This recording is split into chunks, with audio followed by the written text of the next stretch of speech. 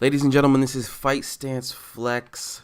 I am your co-host of the Fight Stance podcast, and I will be live at UFC Fight Night Atlantic City. I am a New Jersey native. I will be most certainly rooting for Frankie Edgar in this fight, though I am excited about the possibilities. This is going to be a huge event. This is going to be a major event. I'm going to be live. I will be live tweeting. I will be live podcasting. I can't wait. This is so exciting for me, and I know that this is a very big deal for the lightweight division. Everything has been so crazy since McGregor Mayhem, and I look forward to it all. I really do, and I hope that you look forward to listening to my podcast. This is Flex's Fight Stance. So when we have a fight night event or any non-pay-per-view event, either myself or Fight Stance JC will be covering that event solo. We both live in different states. I fly a lot for business, so I am unable to be in studio for Fight Stance podcast more than once a month.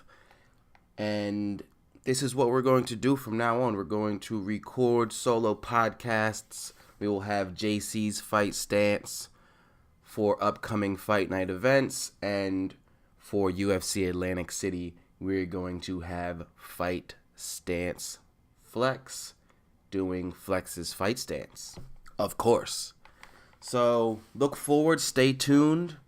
And UFC Atlantic City, let's fucking go. This Saturday, I will be live at Fight Night Atlantic City. It's in Barboza versus Kevin Lee. Frankie Edgar versus Cub Swanson. I am a New Jersey native myself, so I will be rooting for the hometown kid, Frankie Edgar. Frankie Edgar actually went to the same school, the same high school that my mother went to growing up. So I just love Frankie Edgar, man. He's a good guy. He a hell of a fighter, a living legend. I mean, one of the greatest of all time for sure. And to see him lose the way he did recently broke the hearts of many, my heart included. Though he has a chance to bounce back. I'm not sure if he's going for a title shot or if he's just going for legacy here. He has beaten Cub Swanson once, some time ago, by submission, so we could see that again. What's going to be a big factor in this fight is Frankie Edgar's wrestling and ground and pound. We know Cub Swanson is a phenomenal striker, and he has a hell of a chin. We saw that against Doo Ho Choi. What we didn't see in the Doo Ho Choi fight was Cub Swanson's takedown defense. We didn't see Cub Swanson's ability to go round after round with a wrestler. Now, Cub Swanson, I'm sure, has proved that in the past, 100%. Though Frankie Edgar's on another level. You know who knows that better than anyone? Yair Rodriguez. What Frankie Edgar was able to do to the young potential phenom, the young shooting star that was Yair Rodriguez was why Frankie Edgar is what he is today.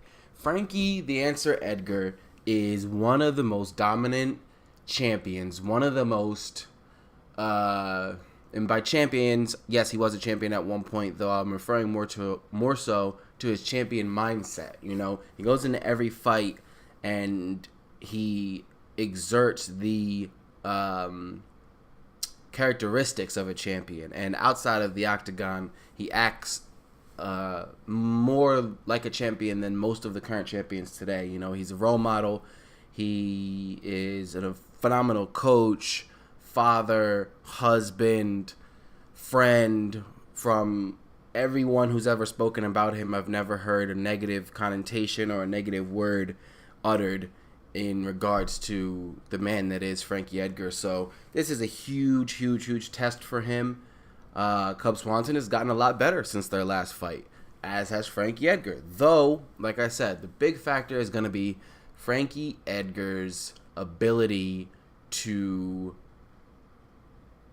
bounce back from that loss, and bounce back from that loss, and not only that, if he's going to be able to exert his dominance in his wrestling and ground and pound. I mean, he can strike with the best of them. We've seen it. Though, in order to win against some of these higher level strikers, for example, if he were to ever fight a Conor McGregor, or if he were to ever fight an Edson Barboza, or a Zabit, or anyone with these crazy spinning kicks and flashy Muay Thai, Taekwondo styles, he would really, really, really struggle if he were to fight those fighters. Though, if he can implement his game in his wrestling and his ground and pound, which I feel like is some of the best in the world, he can beat anyone.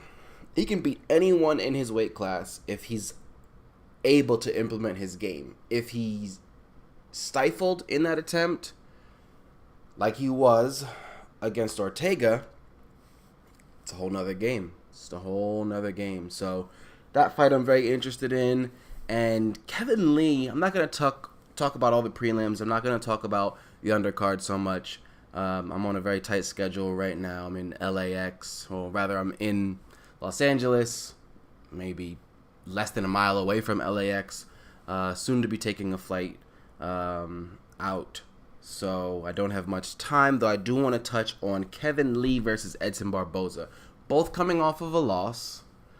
And I feel like Edson Barboza has the edge in this. Now, the reason why I say this is because I decided to go back and watch some of Kevin Lee's earlier fights, his debut in the UFC and a few of his early career fights. And Kevin Lee has a very gangster mentality about his striking, and that's going to get you knocked out as you start to get older. He's still a young guy. He's got a great chin. He hasn't been flatline KO'd yet. So he seems to have, like I said, a very gangster approach to his striking. And yes, he has good striking, though you can't take shots like that. I was watching his UFC debut, and I'm sorry I can't remember his opponent, though his opponent was landing at will. Now Kevin walked through those strikes, and he ended up submitting this gentleman, though that's not going to work against Edson Barboza. Cue Terry Edom highlight kick. Cue that. Just go ahead, stop this podcast, go to YouTube, type in Terry Edom versus Edson Barboza, and watch every single video that pops up. And every time you watch it, you're going to say, holy shit. That can happen to Kevin Lee. That can 100% happen to Kevin Lee. I'm not saying Kevin Lee has bad striking defense. I'm not saying that.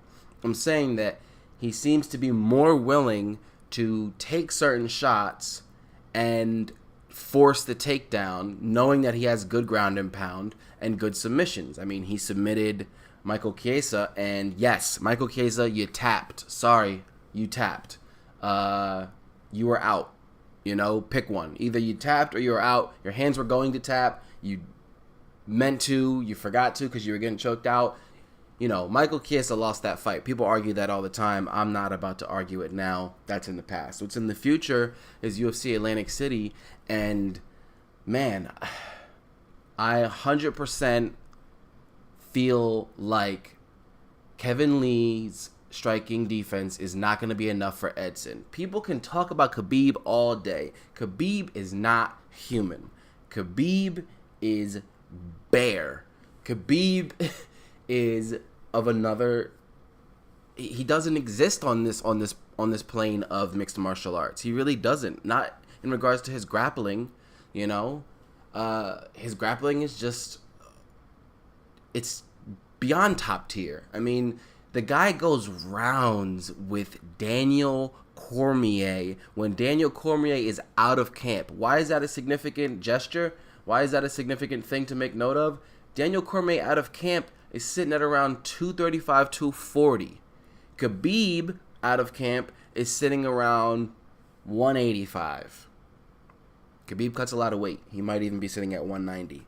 Though he goes rounds with the fucking light heavyweight, former heavyweight champ. I mean, Daniel Cormier was a force at heavyweight in Strikeforce. Now he's the light heavyweight champ at UFC.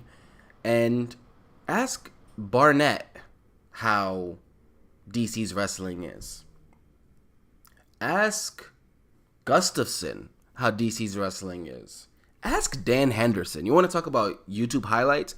Go ahead and look up Daniel DC Cormier versus Dan, I call him Old Man, Dan Old Man Henderson. Go ahead. Have fun. Go ahead. Pause the podcast. I'll be right here waiting for you. I mean, Khabib goes rounds with him. So, again, people talk about Edson Barboza and how he struggled so much with Khabib's grappling. Yeah, so have the other 25 people he's defeated. The guy's 26-0, and he's taken down and smashed all 26 of them flawlessly. Yeah, Michael Johnson might have cracked him with something sharp. Okay, wow. Let's all give a round of applause. I mean, it's just like the Iaquinta fight. Joe Rogan, bless him, trying to hype up the fight. That's his job. I don't judge the man, though. I mean, really? We're celebrating whiffs? I mean, Iaquinta was throwing overhand rights from celestial bodies outside of the Milky Way and hitting air, and people were celebrating the possibility of it landing on Khabib. I mean, to me, that fight was one-sided from the second that the bell rang. From second 1 to minute 25, that fight was over. So I don't want to hear about Iaquinta, exposed Khabib's striking abilities. I don't want to hear about, Khabib exposed Edson Barboza and the legitimacy of Barboza being a top 5 guy. Barboza's a top 3 guy in striking, in my opinion. If you look at his body of work, he's up there with the best of them, and he's only getting better. That was a terrible matchup for Edson. Edson had a dream chance of landing a spinning wheel kick or a front kick to the face, Anderson Silva, Vitor Belfort style. He had a chance at that. Don't get me wrong. He had a chance at that. Though once it went to the ground, that's the thing about Khabib. Khabib doesn't even have the greatest takedown offense in the world. He just has the greatest ability to keep you down. Go ahead and look at his stats. From the top of my head, I believe his takedown offense is only at around 50%. So about half of his takedowns are successful, which is good. It's not a bad thing. Though, trust and believe that what's more impressive is his ability to hold his opponents down and smash them as he's telling them, as he's in their ear, like he was with Michael Johnson, telling them, you must quit. This is my destiny. You must quit. I must fight for the title. I mean, fucking terrifying. Okay, so I have his stats up here, updated. Grappling, total takedowns, 45% successful. See? So, not anything astronomical. What's way more important and more impressive than that, though, is his ability to keep you there. His ability to keep you is just scary. I want to say his average takedowns per fight is something absurd. I don't want to misspeak, so I'm not even going to attempt to recall it, though I know it's something very high. So again, Edson Barboza is not to be overlooked, and if Kevin Lee is going to come in there with that gangster mentality, with that young man on the rise mentality, if he's not humbled by his loss to Tony Ferguson, if he thinks he's going to come in here against one of the highest strikers in the world, one of the highest ranked, highly touted, most terrifying strikers in the world, if he thinks he's going to come in and collegiate wrestle him to a victory, he's wrong. He is sadly mistaken. And I like Kevin Lee. I think he's the future, 100%. I actually would prefer it be a close fight and Kevin Lee win, just because of the fact that Edson's been around for a while. Even though Edson's a high-level guy, I don't really know for sure if we'll see him fighting for a title anytime soon. Any rematch with Khabib, I think it goes the same way, unfortunately. I don't think he'll ever fight anybody big like Conor. Maybe he'll get, Eddie Alvarez again, or Ferguson, again, it's hard to say, right? With the lightweight division, I mean, anything could happen. Literally anything. It's been a zoo since Brooklyn, and everything's up in the air.